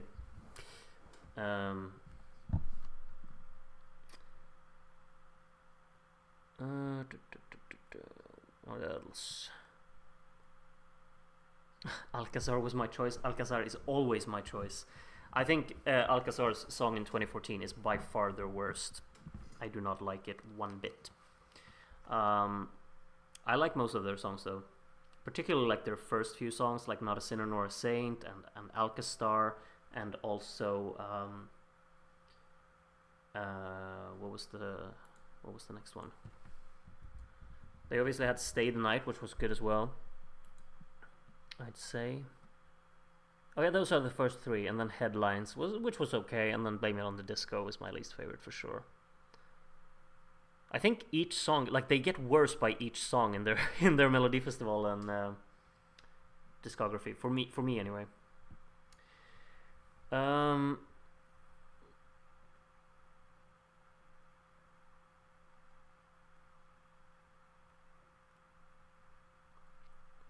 Alcazar is never my choice. Not even Not a Sinner Nor a Saint. That song is brilliant in my opinion. I really think that's one of...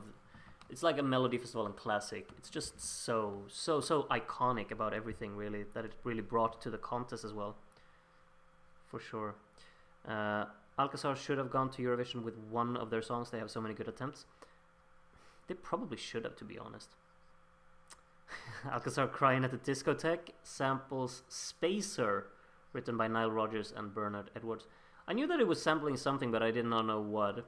It's kind of a classic, though, don't you think, Darren? Crying at the Discotheque. They also, of course, did. They also have a disco version of Land of Confusion. You know, the old Genesis song, is it right? Which is kind of like a classic as well, at least in Sweden, I would say.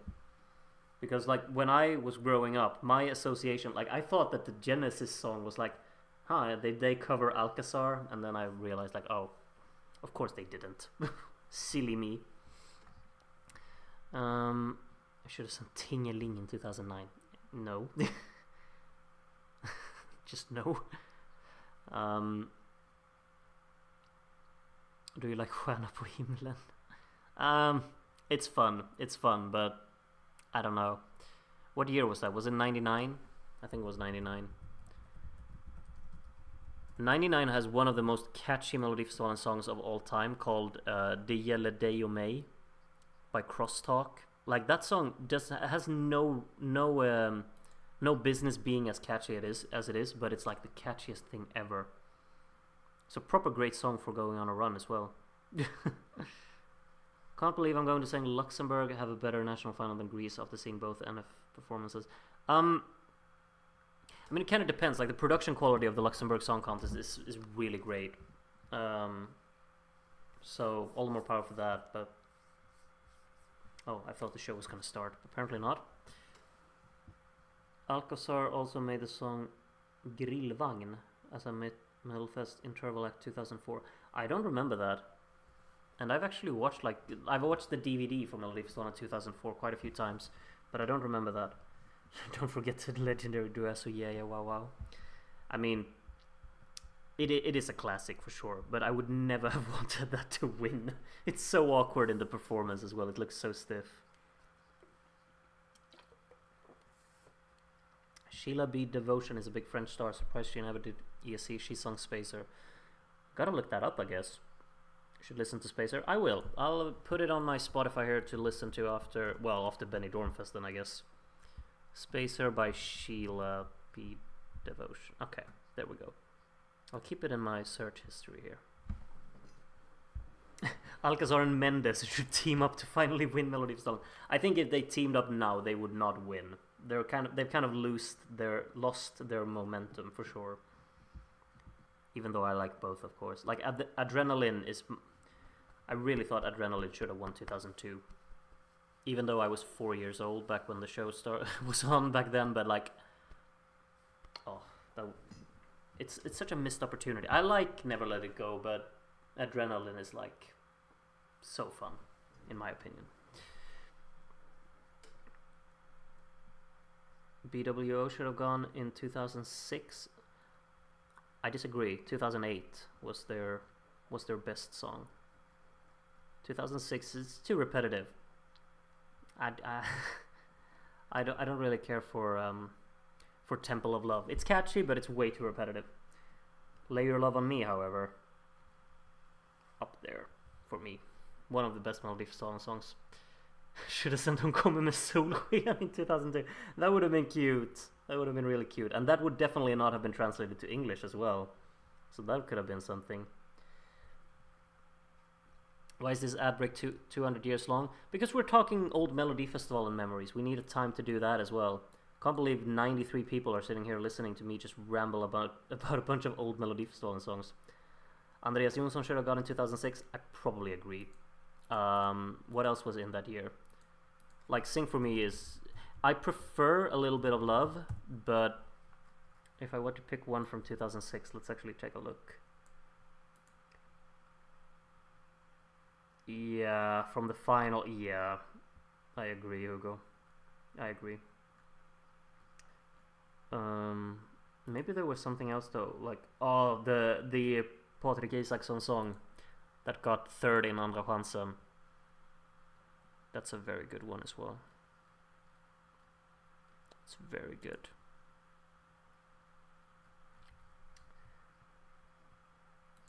Uh, 10 minutes till Benidorm. Yeah, like come on. We gotta tempo. I gotta make sure, like I'm gonna put Benidorm Fest up in another tab so I'm ready when it starts. Because I don't want to miss it. Let's see. RTVE. Ver directo. So I got it ready next to me. I Do Me should have won in 2019. No, I disagree so much with that. No. Not in my book. Are we going to do Melfest rewatch in the future? I really want to. Show's back on. Let's go. Let's get a winner. Well, we're going to listen to the Cypriot guy as well, sing Fuego. Yep, that's what we're going to listen to now. 8 minutes until Benidorm Fest. It's going to be tight.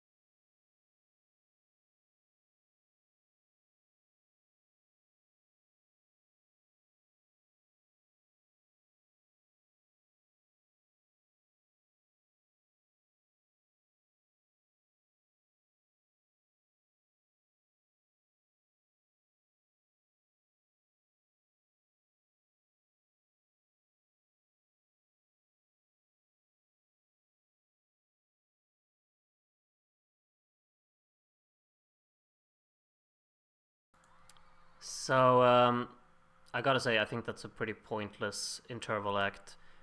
There's absolutely none of him singing, and, well, he gets to showcase his arms. Giving proper vibes of Andrew Lambrew, really, like all of it. Yeah, okay. I was kind of losing a little bit of excitement now for the Cypriot entry. Hopefully he sings good live. Obviously we can't tell from this. Can we get a winner announced now? I need to switch over to Benidorm Fest pretty soon. I mean, they're still doing some kind of other program on RTVE. It's the talk show again, it seems like. I think it's the same talk show that they're doing there. So I'll just have that on in the background. Sakis is chatting a little bit. I'll have both streams up here so I can just make sure that I don't miss when Benidorm Fest starts. Because I definitely don't want to miss any songs from Benidorm Fest, that's the thing. I can miss the opening, I suppose. But, okay, we're seeing Nemo. Some Eurovision 2024 clips here. We're getting a video about Nemo. Yeah. I mean, we definitely have time for this. Why would you lip sync to promote yourself? Yeah, that's kind of like, that makes no sense, does it? I don't get it either.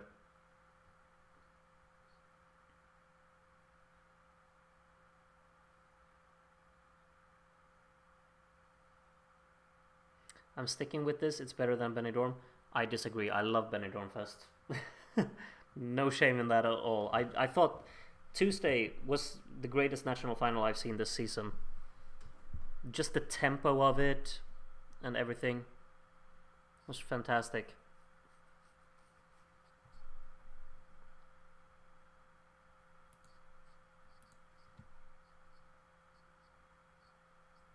Probably can't sing. Well, we'll find out. But we won't know much for right now anyway. Maybe all the intervals had to be lip-synced. Yeah, but why weren't the performances lip-synced then? Like, it makes no sense in that regard.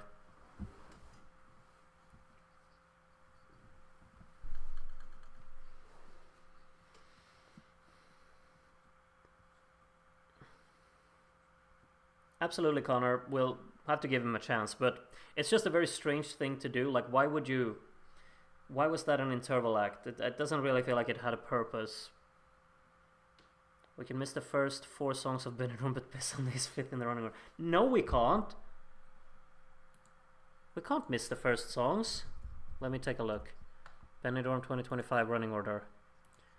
The first song is I'm a Queen. I'm not missing that. I'm not missing that. No way.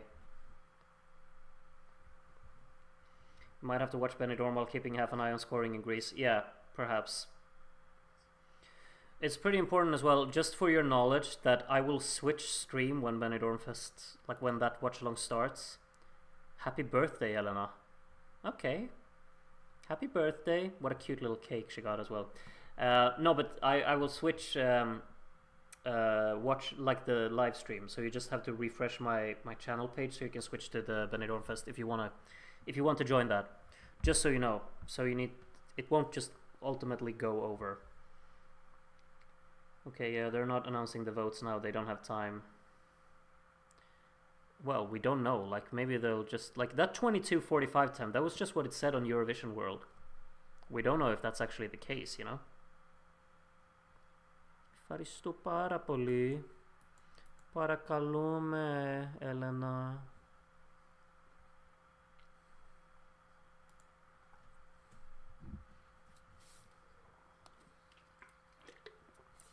Hype for Henry. Nola Ves might be my most listened song from the national final season so far. Really? That's nice. I quite like it as well, but it hasn't hit me as hard as I wanted to yet. But maybe it will tonight. I hope so. There's still a talk show on RTV. That is correct. Maybe do you think that RTVE keeps an eye on what's going on over in Greece to make sure that they don't collide? For all of us Eurovision fans. I hope so. Envelope with results. Oh, it's her again.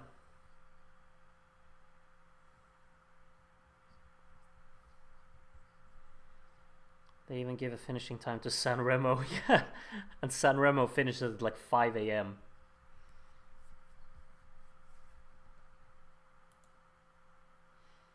Talk show still going on.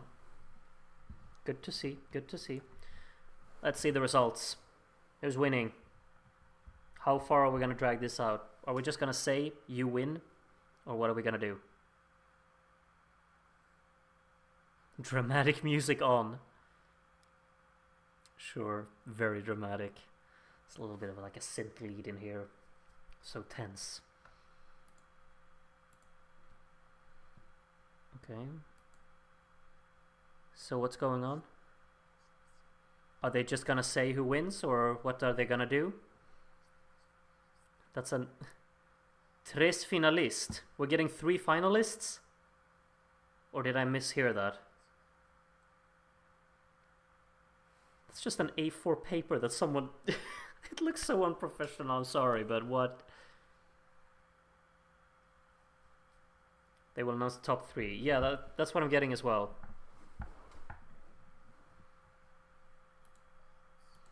Barbs? Sirens? That's top 3? It's top 3? I guess. We're just guessing now. But I'm guessing that it's top 3. Got Spain on my TV so I can let you know when it starts. Perfect, Ellen. Thank you. Then I don't need to... we don't use paper in Eurovision. Indeed.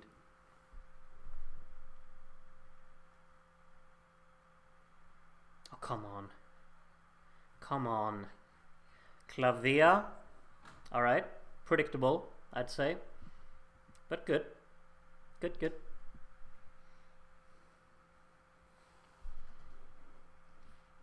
Announce Ricky now. Up and down and down and up and...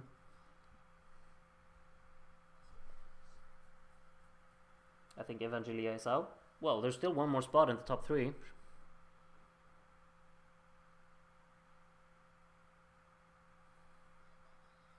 Evangelia, yeah. That means Play It is out. Aww. And also my two very Greek guys with Paradeisos. Barb's, Claudia, and Evangelia. I like the fact that Barb's was the highest ranked out of these female sung pop tunes, like the EDM tunes. That's really nice, actually. But yeah, I think Play It should have been in the top 3, personally. But I'm not sure what ahead of what. Because, I mean, these both Claudia and Evangelia were pretty predictable that they would be here. So now they're just gonna say a winner. Tu Eleniko, Teliko. Who wins? Who's the winner? Drum roll.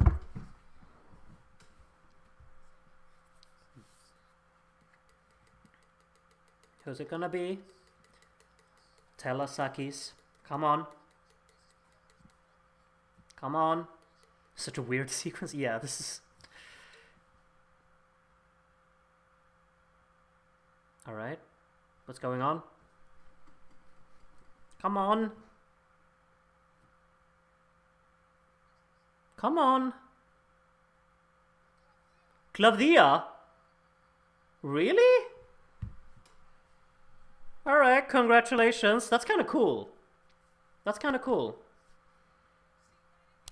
Alright. Nice.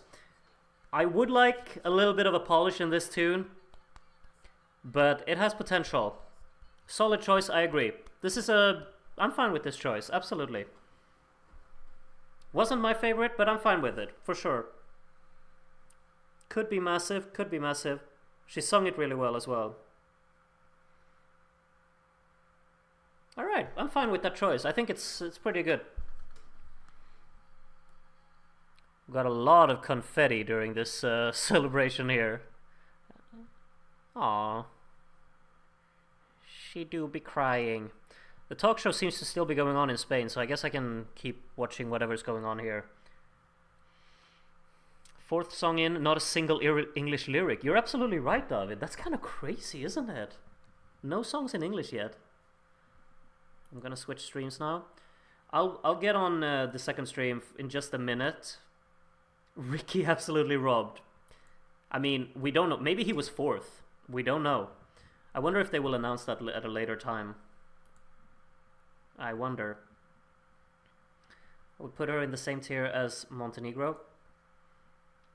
I think like Albania is definitely still my favorite song of the Eurovision, like of the ones that we have so far. But this one could absolutely challenge it if it gets a proper push in the production and a little bit of more energy to kind of like stick with the whole song and really build it like that. I think then it could be challenging to be my favorite. Vocally, it was great. Satisfied with the winner, I am as well. I'm satisfied with that.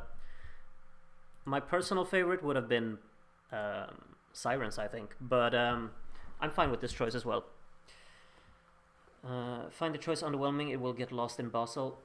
Potentially, but we'll find out. I think they will probably give it a little bit of a revamp. I'm expecting that anyway. The song itself lacks a moment, vocal and or musical or a climax build to in the last minute or so. This is a real pleasant and un-Greek, but I don't know. Yeah.